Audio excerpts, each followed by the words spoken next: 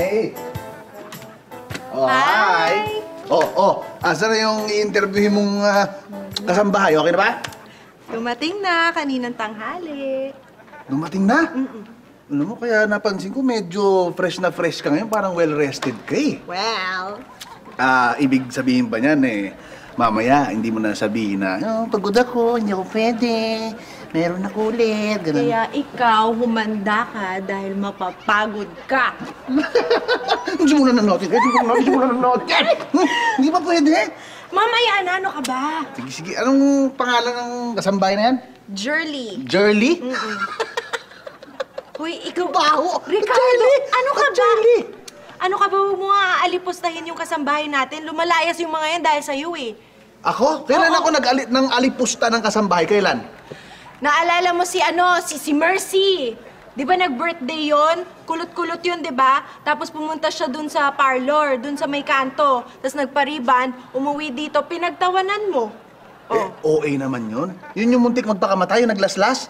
Sabi mo naman, nagpariban lang tapos pinagtawanan, maglalaslas. May sayad yun. Talagang... Ano ka ba, Ricardo? Siyempre, taga-probinsya. Bagong dating dito sa Maynila. Ano pa yun, balat sibuyas. Hindi sanay sa mga ganyan. Kaya ikaw, Ricardo, huwag mong sisigawan si Jurly. Huwag mong susungitan. Ha?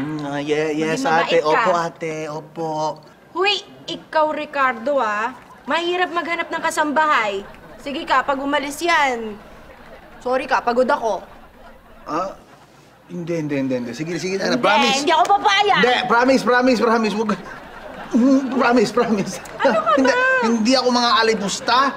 Hindi ko aawayin yan si Jurly! Halika nga dito. Bakit mo ng pangalan? Jurly. Sisimula ka na. Ayan, Jurly, papakilala ko sa'yo ang asawa ko si Ricardo. Hello po, Kuya. Ricardo, si Jurly. Hi, Jurly. Hello po, Kuya. Ano bang ginagawa mo doon, girl? Binabantayan ko po yung sinaing, Kuya. Babantay ka ng sinaing? Yung sa rice cooker, yung automatic? Teka, Jurly, yung rice cooker, automatic yon.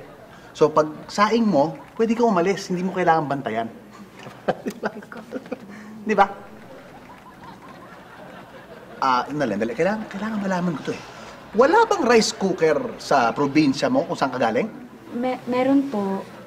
At kapag nagra-rice cooker ka, binabantayan mo hanggang sa matapos?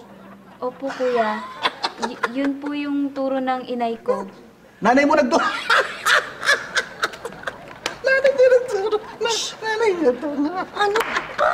Sandali. So, turo ng nanay mo, bantay rice cooker. Bakit daw? Marami daw po kasing nagnanakaw ng rice cooker. Magnanakaw rice cooker? Kailan ninakaw mo rice cooker? Ikaw magnanakaw mo rice cooker? Ang galing ng nanay mo!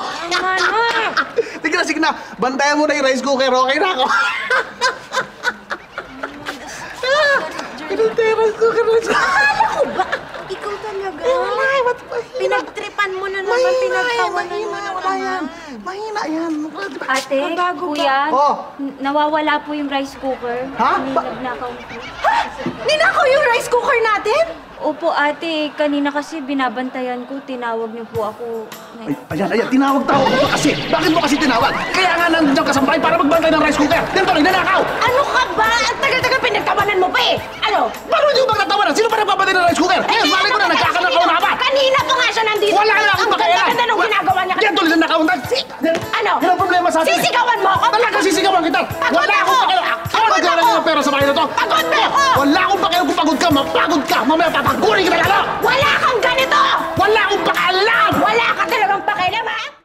Ay, grabe! Exciting talaga mga eksena, di ba? At dahil hindi kayo bumibitaw sa amin, meron kaming mga sorpresa para lang sa inyo. Ang gagawin nyo lang, pumunta lang kayo sa aming